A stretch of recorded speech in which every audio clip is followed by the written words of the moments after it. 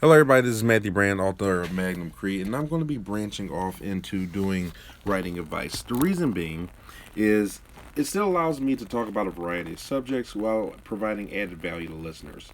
So hopefully, I can provide more value to people who are tuning in while reeling in some more people who haven't tuned in yet. I like talking about rights, politics, history, religion, current events, and other social studies in general, but I also like talking about various arts, such as movies, books, video games, TV. Without something to unify it all, it seems pretty scattered, and writing fits into all of those categories: creative writing, fiction, and non-fiction writing as well. Not to mention, I think the writing community, even though it's wide-reaching, has become a little bit too PC and lacks a realistic perspective. The people that are staring, it's not that all the writers, all the people who write are PC, but a lot of them, they're, because of the writing community, they're scared to step on people's toes. They don't want to upset fans. They don't want backlash once they do get that momentum. Also, they work for publishers. They work for agents. People who write for movies, TV shows, and all of that stuff. They have to fit a quota. Lately, there's that joke like, "Hey, if China doesn't approve it, it's not going to get written," and they're basically their personal lives have to reflect their community standards very often as well. So it leaves them with very limited things that they can say and do, which is an issue because if you don't agree with another perspective, it's very difficult writing an opposing viewpoint of your own, or a viewpoint that opposes your own, right? If you don't understand it, just think of what makes villains like Mr. Freeze and Magneto so iconic when Iron Man's villains so meh. Mr. Freeze, you understand that he is desperate for his wife, and you could. Some people may not agree with doing all the dastardly things that he does in order to cure his wife, when that is the storyline. But you can see that people would do go that far for a loved one. Magneto, somebody who's faced so many traumas and honestly views other people as inferior to himself, and yet he is constantly attacked and constantly made to feel like he is going to be the target of everybody, decides he would rather strike first, or he would rather strike back if struck at, than just to be sit there and be the victim and play a martyr. You understand that perspective, even if you don't agree with it. Magneto is essentially the Malcolm X of the X-Men world.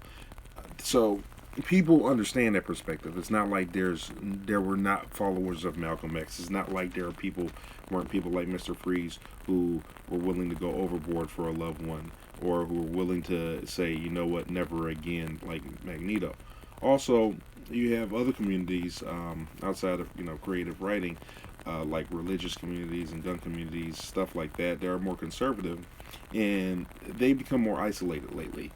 The political, social backlash that they've been getting has caused them to like kind of stay in a bubble.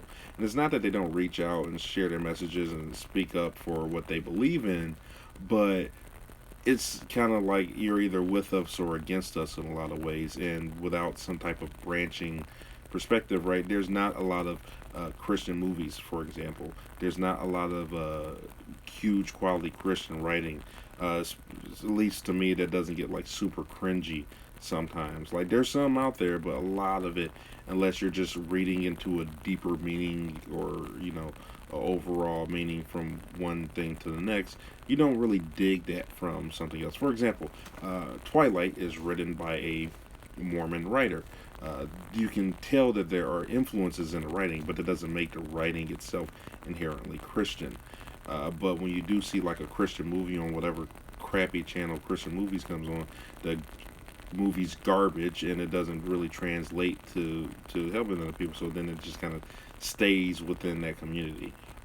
Their target audience is their own people instead of branching out. Really, like I said, they do evangelize, but they kind of just kind of say, "Hey, I'm right, you're wrong," and whatever. Same thing with the gun communities. It's not that a lot of the things that they say are necessarily right or wrong, but they do a piss poor job of branching out to other people because they're trying to appeal to reason to a lot of people who are thinking, coming from an entirely different perspective, right? And you can't share perspectives without giving a viewpoint of the other person. So they become isolating. They don't understand the other person's viewpoint, and that's defeating their cause, or or making things that other people look at it and they don't understand what's going on. They're confused. The vast majority of people in the United States, even though guns are owned by like 1/3 of the people in the United States, the vast majority of people in the United States live in areas that are very restrictive to gun rights. So it's confusing to them why what's going on in the rest of the entire country.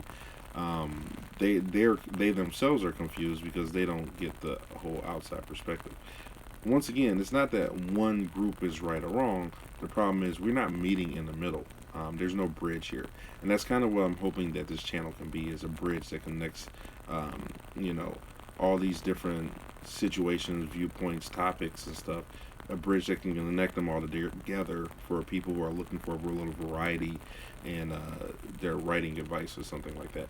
So that being said, that's what I'm going to do next. Please feel free to check in. I'll try and keep you posted the best I can, but otherwise, like and subscribe so you know what's going on, and let's make a difference together. Thanks.